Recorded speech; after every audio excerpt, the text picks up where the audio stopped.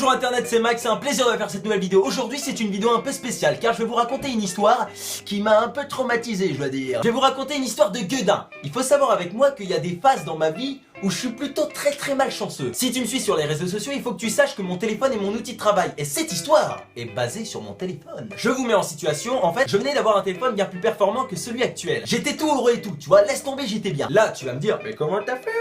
Eh bien, tout simplement, j'étais à un anniversaire d'un de mes potes. J'ai vu son téléphone complètement brisé. Je lui ai dit, eh mec, tu peux me le donner? Et là, il m'a répondu, ouais, vas-y, de toute façon, il marche plus. Du coup, j'ai dit, ouais! Et puis, genre, quelques jours plus tard, je m'en vais à un réparateur. Tu vois, il y a un gars de chez Orange, tu vois, tellement blasé, il m'a dit, écoute, mon pote, vas-y, ça sert à rien que je te répare ton téléphone, va le payer au prix fort, tu vois. Va chez un tel, t'inquiète pas, il fait du bon travail. Et devinez combien il m'a demandé? 100 €! Mais 100 €, tu te rends compte le délire? Il y avait juste l'écran à réparer, voilà, tout simplement. Mais il fonctionnait plus quand même. Il doit y avoir un petit délire dans l'histoire, tu vois, mais c'est pas grave. Revenons à notre sujet. Donc voilà, comme je te dis, pour le moment, la vie est belle. Jusqu'au jour fatidique. C'était un soir, il était 23 h.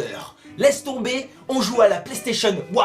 On était à Tomb Raider, on s'éclatait et on rageait en même temps. Donc comme je te disais, je jouais à Tomb Raider avec mon pote. Mais tu vois, quand tu rages, quand t'es un peu stressé et que t'es un peu énervé, t'as toujours cette envie d'uriner. Alors je me suis levé brusquement et j'ai remarqué que mon téléphone n'avait plus de batterie. Alors je l'ai mis à charger. Et tu sais où elle est cette prise? Eh ben cette prise elle est à côté de mon oreiller. Tu vas voir pourquoi je dis ça, ça prendra toute son importance après. Donc forcément, j'ai posé mon téléphone sur l'oreiller et je suis parti faire pipi. Une fois arrivé aux toilettes, j'ai fait pipi comme un prince. J'étais soulagé mais énervé en même temps, tu vois, parce qu'on est en train de jouer. Donc forcément, tu vois, ça te fait chier d'arrêter. Donc je suis donc reparti à ma place, mais avec une brillante idée, en sautant sur mon lit. Et là, c'était la chose à ne pas faire. L'inévitable arriva. Mon téléphone est tombé dans un trou assez large pour l'accueillir. Là tu vas me dire, mais c'est pas grave Maxime, tu vas pouvoir le récupérer. Non, parce que tu vois, dans les chambres étudiantes tout équipées, tous les meubles sont rattachés ensemble et du coup c'est impossible de démonter. Mais bon, tu vois, moi je savais pas, alors j'ai essayé de démonter. Donc j'ai commencé par mon lit. Eh oui, par mon lit. Imagine dans un 10 mètres carrés de retirer 2 matelas et ensuite de le mettre dans la chambre. C'est impossible, y a plus de place. Plus une plaque en bois qui permettait de soutenir les matelas. Oh là là, c'était la grosse misère. Donc on a commencé à essayer d'utiliser de multiples procédés, tu vois, comme si ça allait fonctionner, bien sûr. La chance avait tourné. Minuit, rien du tout. 1 heure, rien du tout encore. On avait déglingué le lit. C'est ça qu'on a gagné, tu vois, dans le lot. 2 h du matin, encore rien. Le lit était défoncé, je savais pas comment j'allais dormir. Bah du coup,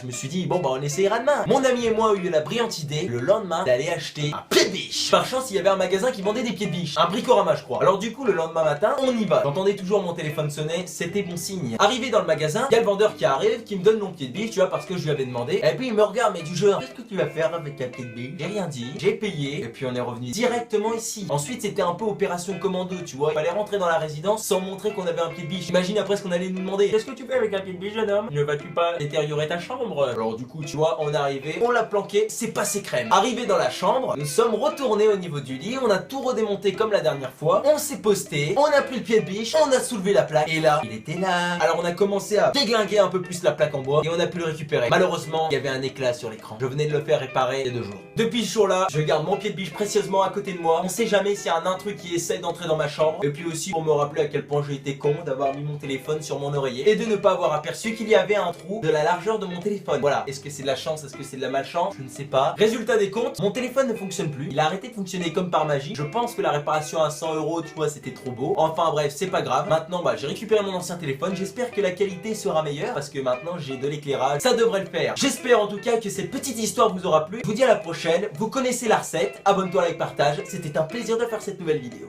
Un gros bisou sur la fesse.